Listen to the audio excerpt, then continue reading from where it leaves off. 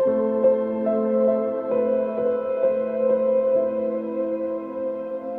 to Serenity Writers. I'm here with Zana and Catherine, our spiritual gurus here at Swanwick. We have lovely meditation by the lake here in the morning with Catherine, and Zana does some lovely Tai Chi and relaxing exercises to de-stress from all the learning and the chatting, and it absolutely brings everybody back down to earth so they can go and cram some more learning in and start the cycle all over again. So we're here today to talk about how we relieve stress, because you guys here are brilliant at relieving the stress for these masses of people here and getting it all out of their systems. So we're going to ask you some top tips to try and relieve yourselves from stress. Can I ask you first, Arthur? I think one of the things I've learned at Swanwick is that particularly people coming first time, they try to cram everything in because it's such a fantastic programme. And it's a lot of knowledge and cramming technique, and sometimes less is more. And by 5 o'clock, people's brains are fried, and then they don't have the energy for the evening. And so creating the space, it came out of people were writing, attending courses and saying, oh, we can't do any of the exercise we've been given because we don't have time. And so Hayes very kindly lent the chapel where we could come and just be really quiet, away from everything and everybody. And we do a bit of Tai Chi, Qigong, because it's movement. People have been sitting most of the day. And we do some stretching, and there's again a little bit of poetry comes in sometimes. Sometimes we practice lying on the floor to nice music, whatever, and a little bit of attention to the breath. So using the breath as a way of engaging that part of our nervous system that's not fight and flight, which people can get into here. And just, it's not about zoning out completely from the day, it's just filling up again with a bit of energy to carry on and recognising when enough's enough. Some more clarity than emptiness. Yes, because things are always going to happen, and people often when they start mindfulness meditation think they're going to have this zen-like, zoned out experience, always going to be gorgeous and blissed out and an empty mind. And the mind can't be empty, it's its job to throw up thoughts. It's just we have a choice whether to engage with them fully or not. And sometimes that's the right thing to do, but in a time when we've chosen just to be a bit peaceful, then we can notice the thoughts, let them go by, and then they will go. And we don't have to get pulled into a story which might invoke a lot of emotions, or we might make assumptions and add 2 and 2 together and get 5 or 7 or 11. If there's something important, we can go back to it later. But for that time, it's just a little commitment to just be. We're human beings, not human doings. Yeah, very good, very good. And you gave us some very good tips about time, of how to be able to create time when you were giving us our meditation by the lake. Yes, especially as writers. Firstly, can I just say, Zana just answered that perfectly. There's almost very little I can add. No, you have your take on it. This is why I asked you about time, you see. Yeah. So I thought, what else you covered? I can't But remember. also, Swanwick is so time compressed. You know, we've got so much going on all the time. And a couple of years ago, you came up with a lovely phrase which said that we both bookended the day. Yeah.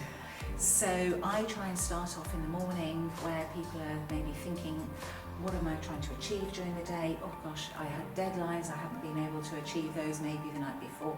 So it's trying to be able to prioritise things in life. But also through meditation, people always think it's always going to be, as you were saying, calm and emptiness, which it can be. But it also can create creativity, create energy. And the one that I was talking about this morning, which you were mentioning, which was all about trying to create some extra time. And I found within my 24 hours, I was busy nearly all the time, other than the time I was sleeping. But I also know how precious sleep is. So what I had to try and do is come up with a way so that rather than having the maximum amount of time, I can actually get better quality sleep. So by meditating, being able to deal with the stresses of the strains at the end of the day, so I can go to bed with a nice clear mind, having written down maybe the things that I need to deal with the next day. I go to sleep very quickly, very deeply, and I've actually gained an extra 2 hours a day.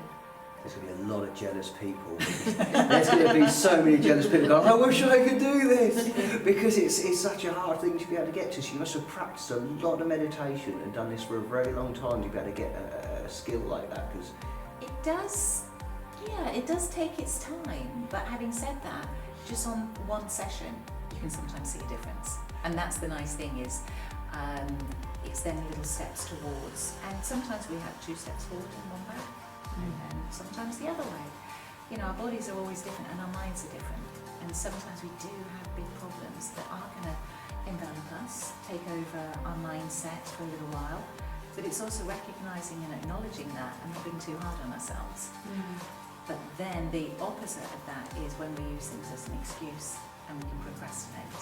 So sometimes meditation, calm, breath, breathing, whatever you want to call it, is all about clarity. it's a long path. I do Tai Chi as well. Yes, I know, I remember. And my instructor says to me, Tai Chi is like climbing in a mountain. Get to the top and go, oh, there's another mountain. Yep. And then you get to the top of that mountain. You go, I've done. There's another Yes, mountain. you didn't notice that one. That's like life, it's like mindfulness. You know, a lot of people think, oh, I'll do an 8-week course and that's me sorted. But it's really just the beginning of getting to understand our own minds and how they work. And most people have, and writers, I think I've learned a lot, have a very strong self-critic.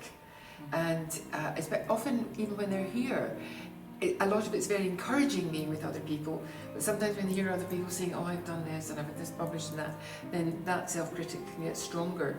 So I think one of the things that comes out of mindfulness is a growth in resilience and they're able to withstand harder things. And it's a little bit about turning towards the difficult rather than turning away from it, which is our natural instinct. And we've developed habitual tendencies due to our events that have happened in our life, to our parenting, to our siblings, to a teacher, to our peer group, etc.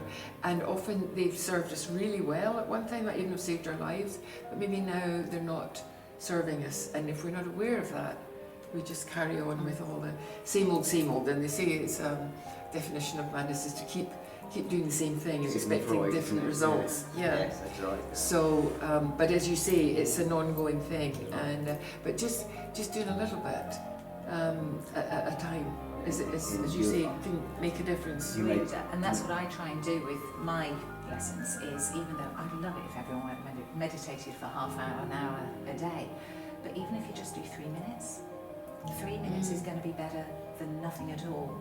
And you then find that feeling of calm it can give you, you build it up during the day. So a few sessions of 3 minutes, even just while you put the kettle on, or while you're brushing your teeth, you can actually multitask when you're doing it, just to kind of like have that moment of calm.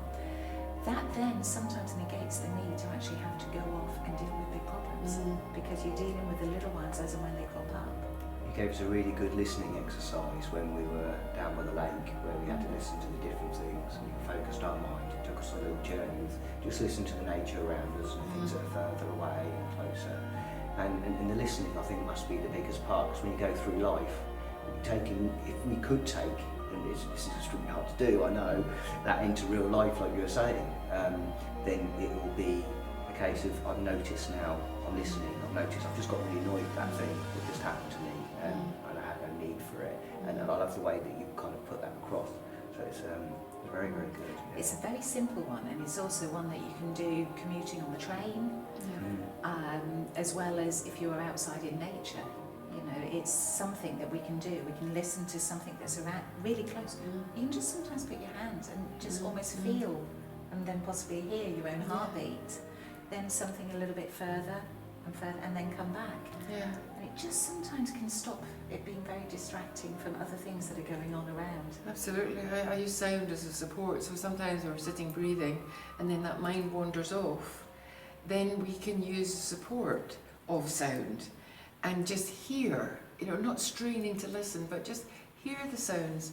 And again, that just takes your mind off thinking and all the stories that are going on. So we can actually use it. So even something like a lawnmower, that can be, a support. It can be lawnmower meditation.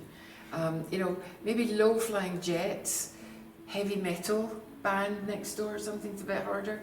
But most sounds, I have tinnitus, and I don't usually hear it unless I'm silent. Yeah. And so I've always got sound support. You know, I'm lucky it's not bad, but it's there, you know, as something to focus on if I need it. Definitely, there's other senses to do that with as well, I suppose. Yeah, exactly. Yeah. And what you were saying about the 3 minutes, there's been quite a change actually in how, and I thought perhaps it was to do with people in the West couldn't sit for a long time, people in the East sat for hours. But what they're saying is often that people that sit for an hour meditating are actually really meditating for about 3 minutes. So there's a great, where you can do 3 minutes on, 3 minutes off. So you sit for 3 minutes and then you just look around and then bring in all the senses. And then there's a little thing you can get with a timer for it. And then you just sit. And what I found by the end of it was, at the beginning I thought, oh, this is great, I've only got to meditate for 3 minutes. But by the end I was wanting to get back into the quiet. So it was a gradual settling. Yeah, but it wasn't this pressure of, as you say, you've got to do half an hour or an hour. And also it comes down to the quality of it rather than the quantity. Exactly. And that's why you've written a book. You can make sure we can have the lovely quality of it and don't spend our time that we haven't got much of doing it incorrectly. Yeah. So we've got a lovely guide that you've written, which is called Stress to Serenity. Stress to Serenity. Oh, I look forward to reading it. Yeah. But also for people that are really busy, there's also going to be apps. So you can just download one app which will be guided to deal with either stressful situations, help to get to sleep. And most of the common situations where we need to go into a meditation situation. So yes, you can read the book, but even if you haven't got time for that, you can just download the CD or even download the app, and they'll be available hopefully in January. That's brilliant, interactive. A completely modern world this is. Yes. You're gonna, Well, we've got to embrace everything, haven't we? we have got to embrace everything. And then I think find what works for you. You know, everybody's going to be different. Yeah, definitely. So yeah, I have a cup of tea meditation, because sometimes I think, oh, I lose my practice for a few days. And one of my teachers said, so just get up and make a cup of tea and sit in a chair. Yeah. And so I did, and so somehow the way our mind gets tricked, I think, oh, I'm not actually going to do a meditation, I'm just sitting having a cup of tea. But I'm actually sitting with a cup. I agree. I did one on a glass of champagne on the beach. Yeah. And that's even better, isn't it? Well, if you think that you've got a lovely glass of champagne, you know, it's hot, so you've got the condensation. So you've just got like the opaqueness of the condensation running down. But you then start to look beyond that. So in other words, the condensation is like your problems, your cluttered mind. Then you can see into the glass, and after a little while you start noticing there's bubbles. And then as each bubble pops up to the surface and it just pops and dissipates, there's no problem left for the world. And it just shows that wherever you are, in whatever situation, you can actually make it into something. So that was quite a nice one to be able to. That was a challenge I was set, and I thought, no, you can do it anywhere and with anything. I think sometimes you think, oh, I haven't got time, or I'm going to do this, and then you think, right, I'll just give it a go for a minute, 2 minutes, and then before you know it, 20 minutes has gone by. Oh, I didn't realise I'd done that for so long. I think, yeah. Just like with writing. Just you like, know, yeah. We always say, just try and do 10 minutes. Knowing full well that if you can do that 10 minutes and you suddenly got into it, if you're in the swing, you keep writing more. Yeah, You get your work done. It's getting it started. Yeah, absolutely. Thank you both for your time. Sorry. Pleasure, Did you have something to say? Just briefly, that exercise that we did at the beginning where I was talking about the egg timer shape, that is called a 3-minute or a 3-stage breathing space. So you can do that anywhere, and as you said, at the kettle, you can do it when you're brushing your teeth, you can just do it in the supermarket queue, whatever, and it's enough just to get you out of the focusing on the breath and out, and you can visualise, and you can get egg timers that are 3 minutes long, and even just watching the sand go through is enough. So there's lots of stuff out there. I've done breathing exercises just walking around at work. Yeah. And if anyone had seen me, they would have no. They would have taken the mick out of me, but they didn't know I was doing it because it's not even visible. Yeah. Just the way you breathe. Exactly. It's not Exactly. invisible. Yeah. And important to emphasise just the kindness aspect. Oh, the awareness. Mindfulness is just growing awareness. We need that kindness to ourselves as well. I'm only human, and I've just discovered this, and I'm learning, and I'm doing my best. It's a long path that's enjoyable. I think It's the learning path of getting more relaxed and learning about ourselves. I think it's a beautiful path. And it's also okay about being not relaxed. It's okay about being churned sometimes, because we know it'll change. We're brilliant at berating ourselves and giving ourselves problems yeah. that don't really exist, aren't we? Yeah, yeah. Okay, so well, thank you both. Thank you both for spending Thank time you, with me. thank you, thanks And for I know asking you've been us. very busy. So I'd like to say goodbye, and all the details about Catherine's book will be at the end of the video. So click on whatever appears at the end of it, will be there. Yeah, I made it. So thank you and goodbye. Thank you. Thank you.